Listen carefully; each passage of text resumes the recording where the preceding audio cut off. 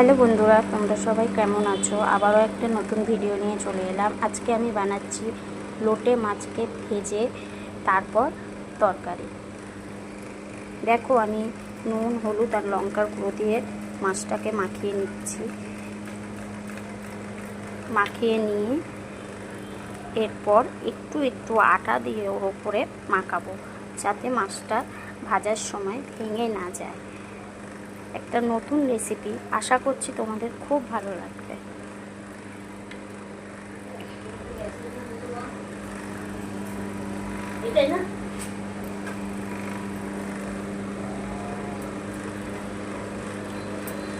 এরকম আটা দিয়ে মাখিয়ে রাখবো।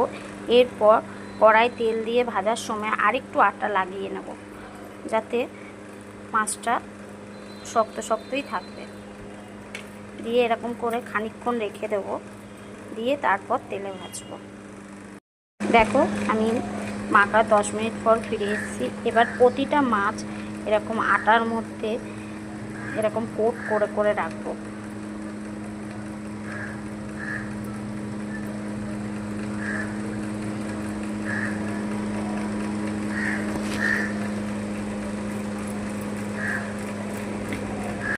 আমার তেল গরম হয়ে গেছে। এবার আমি একটা একটা করে মাছগুলো ছাড়বো। খুব বেশি ছাড়বো না, 3-4টে করেই দেব।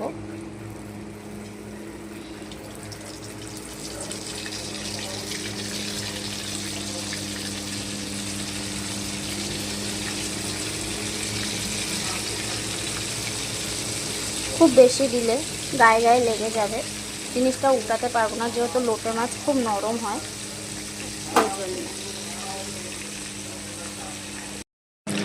মাছগুলো আমার ভাজা হয়ে গেছে, এবার আমি তুলে নেব। মাছগুলো ভাজা কমপ্লিট। আমার মাছ দেখো একটাও ভাজিনি। আর একটা কথা আমি বলতে ভুলে গেছি, তোমরা কিন্তু মাছগুলো হাই ফ্লেমে ভাজবে। যেখানে আমি গুঁড়ো মশলা নিয়ে নিয়েছি, জিরের গুঁড়ো, ধনের গুঁড়ো, নুন আর জিরের গুঁড়ো সব 1 চামচ করে আছে।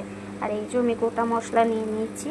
আর আমি এখানে 2টো টমেটো আর 2টো পেঁয়াজ নিয়েছি। কিছুটা পেঁয়াজ আমি কুচিয়ে নিয়েছি, এগুলো আমি তেলে দেবো।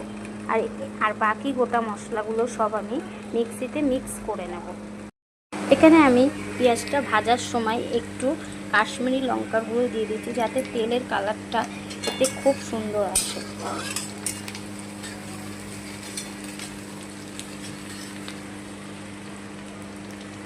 বন্ধুরা, পেঁয়াজগুলো তেলে লাল হয়ে গেছে। এইদিকে আমি আদা, রসুন, পেঁয়াজ, টমেটো পেস্ট করে নিয়েছি। এইদিকে আমি যে গুঁড়ো মশলাগুলো রেখেছিলাম সেটাই জল দিয়ে গুলিয়ে নিয়েছি। এবার আমি এক এক করে দিয়ে দেবো।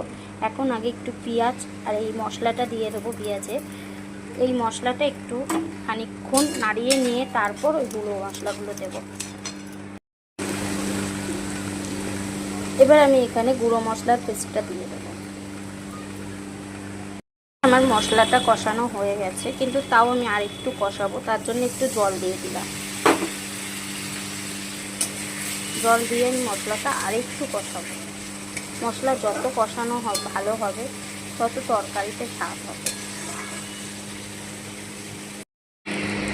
আমার মশলাটা কষানো হয়ে গেছে, এবার আমি জল দিয়ে দেবো। জল আমি খুব বেশি দেব না, এখানে আমি 1 বাটি জল ব্যবহার করেছি। কেন মাছটা গা মাখা মাখা হবে, বেশি জল হবে না। তোমাদের ঝোল অনুযায়ী তোমরা জল দেবে। আমার ঝোলটা ফুটে উঠেছে। এবার আমি একটু স্বাদটা ব্যালেন্স করার জন্য একটুখানি চিনি দেব। তোমরা দিতেও পারো, আবার নাও দিতে পারো। এবার আমি এর মধ্যে আমার ভেজে রাখা মাছগুলো দিয়ে দেবো। দিয়ে একটু চাপা দিয়ে খানিকক্ষণ হতে দেবো। হওয়ার পরে তোমাদের ফাইনাল লুকটা দেখাবো। মাছটা আমার কমপ্লিট হয়ে গেছে, এবার আমি নামিয়ে নেব। দেখো বন্ধুরা, কত সুন্দর হয়েছে মাছের তরকারিটা। একটাও মাছ আমার ভাঙেনি। একবার তোমরাও বানিয়ে খেয়ে দেখো, আশা করছি তোমাদের খুব ভালো লাগবে। আর কমেন্ট, শেয়ার করতে ভুলো না, কিন্তু লাইক করতেও ভুলো না। একবার বাড়িতে করে খেয়ে আমাকে জানিও যে তোমাদের কেমন লেগেছে। মাছের তরকারিটা আমার কমপ্লিট হয়ে গেছে। দেখো কত সুন্দর হয়েছে, আর আমার একটা মাছও ভাঙেনি। বাড়িতে একবার তোমরা সবাই করে খেও, আশা করছি তোমাদের খুব ভালো লাগবে। আর লাইক কমেন্ট শেয়ার করতে কিন্তু ভুলো না।